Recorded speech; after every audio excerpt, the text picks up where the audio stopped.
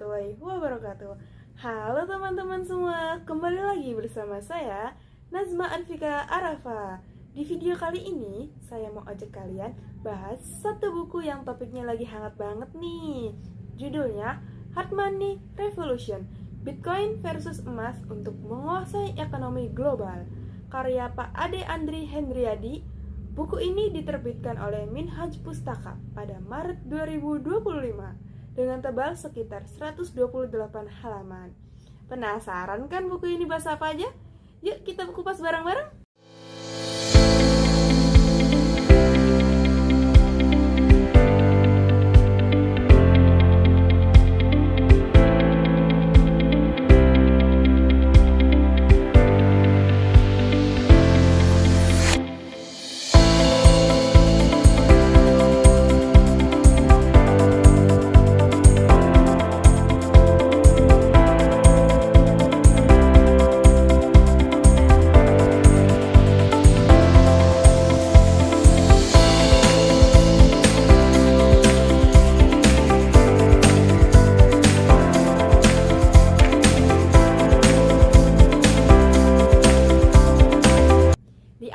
Buku ini langsung kasih kita pertanyaan besar.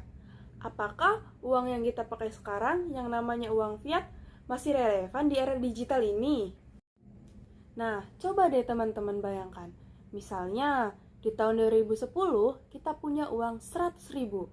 Waktu itu, segitu bisa dipakai buat makan enak di restoran. Bahkan, masih ada sisa. Tapi sekarang, uang 100.000 paling cuma cukup buat makan berdua saja di warteg.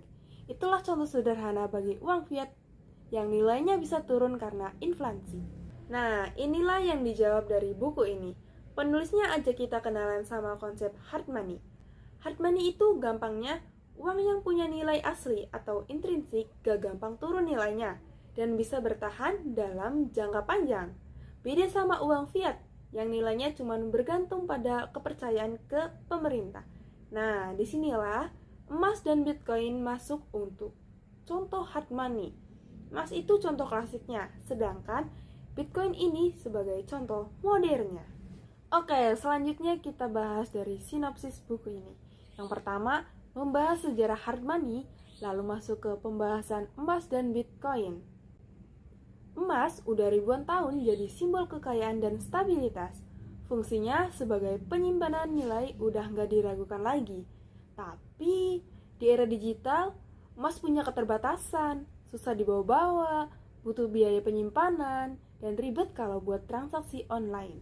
Lalu Bitcoin lahir dari krisis finansial pada 2008. Keunggulannya ada di pasokan yang terbatas, cuman 21 juta unit.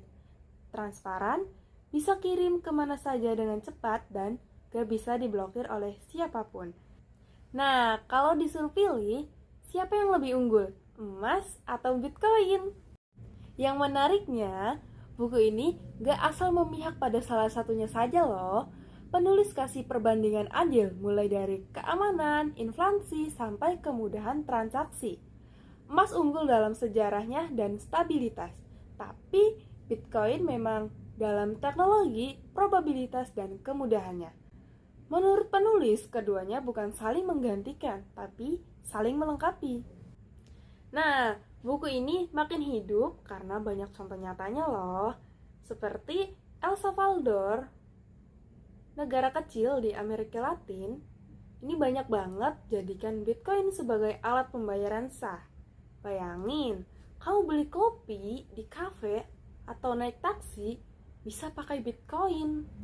Perusahaan besar seperti Tesla pernah beli Bitcoin miliaran dolar.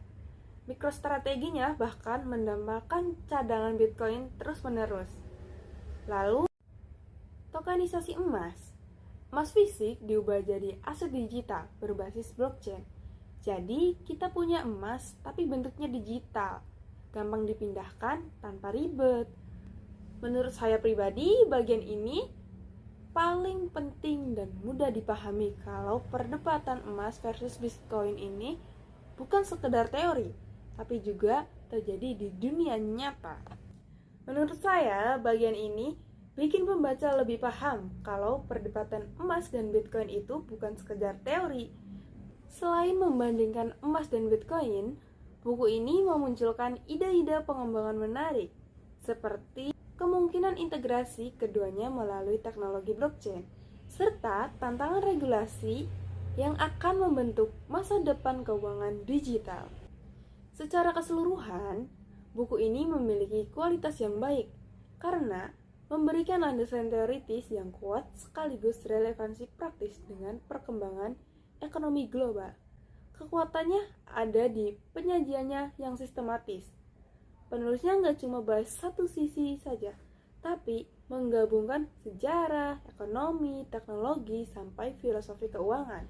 Meskipun ada kelemahan dalam tingkat teknis untuk pembaca awam, buku ini tetap mampu menjadi rujukan penting bagi mahasiswa, akademisi, investor, maupun masyarakat umum yang ingin memahami transisi keuangan global.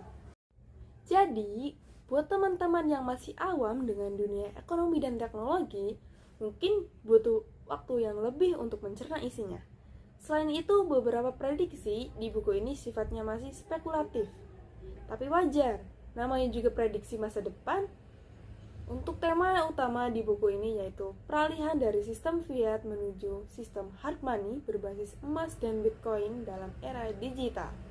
Nah, buat gaya penulisannya ini sangat informatif dan formal, tapi dengan bahasa yang lumayan gampang dimengerti. Jadi, Hard Money Revolution ini adalah buku yang komprehensif banget loh. Sangat saya rekomendasikan buat siapapun yang tertarik dalam investasi, kebijakan moneter, teknologi finansial, dan masa depan ekonomi global.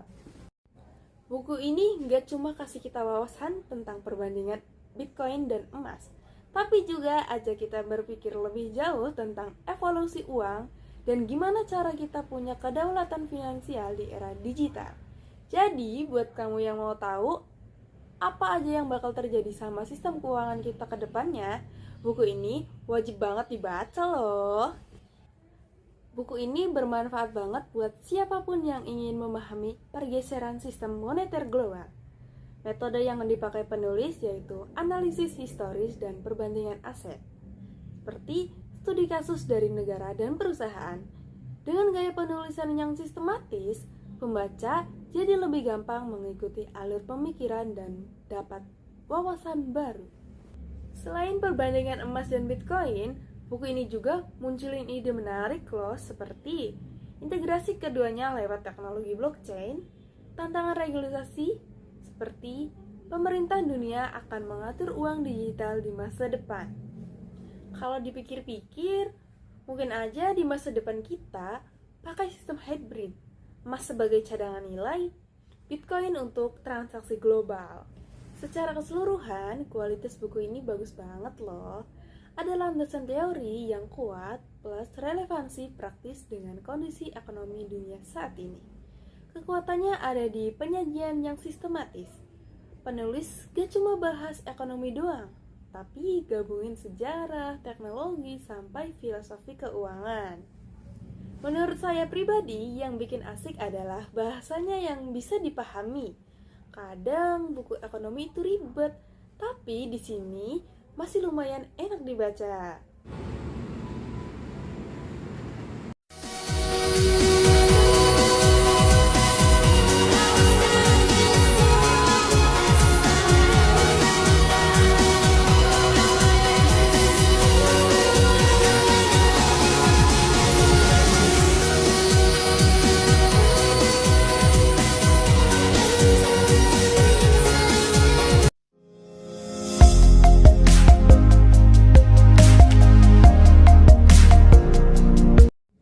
Oke, cukup sekian review saya kali ini. Semoga bermanfaat dan bisa menambah wawasan teman-teman semua.